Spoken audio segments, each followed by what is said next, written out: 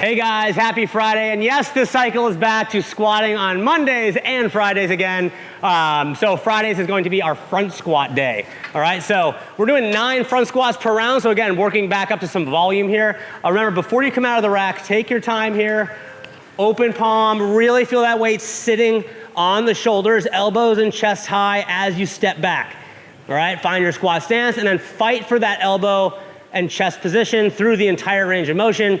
Try to keep your torso like a piston, straight up and down as much as you can. Try to avoid any dropping of the elbows or dropping of the chest, okay? And you're gonna see why this matters when we get into the workout today.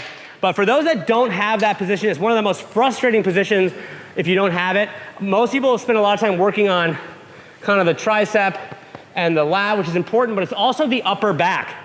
Okay, that upper back mobility, if you're rounded, you're gonna be here, you're really gonna feel that in the wrist. You wanna work on upper back mobility as well as mobility, mobilize and do soft tissue work on your tricep and your lat, and just work on that. The classic way we work on that is having the bar on your back. Use the weight of the bar to kind of load belly tight and just work on that position regularly, because once you get it, it's a really strong position.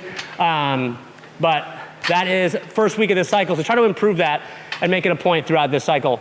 What I was saying is, the reason that we want to keep our chest up through these squats is that they transfer to a lot of other movements. Today's workout has rowing, wall balls, and hand release push-up.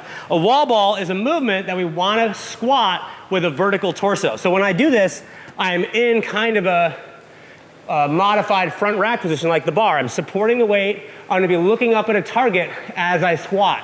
If you can't do that when you squat, the ball ends up in front of you. This is now really hard to hold. It's very tiring on my arms, and it's harder to squat. So that's the idea of transferring the movement. So I look up at my target, I get a full depth squat, throw,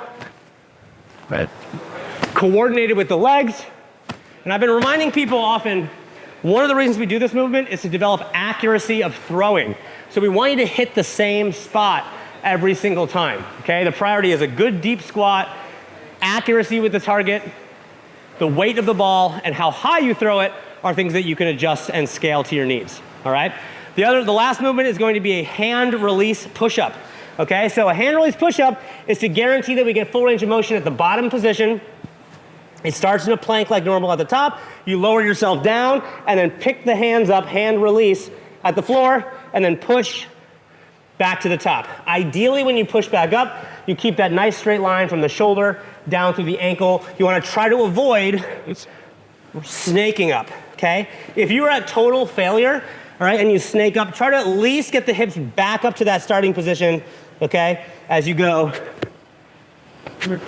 okay? Rep to rep. So that is our workout for today, guys. See you tomorrow.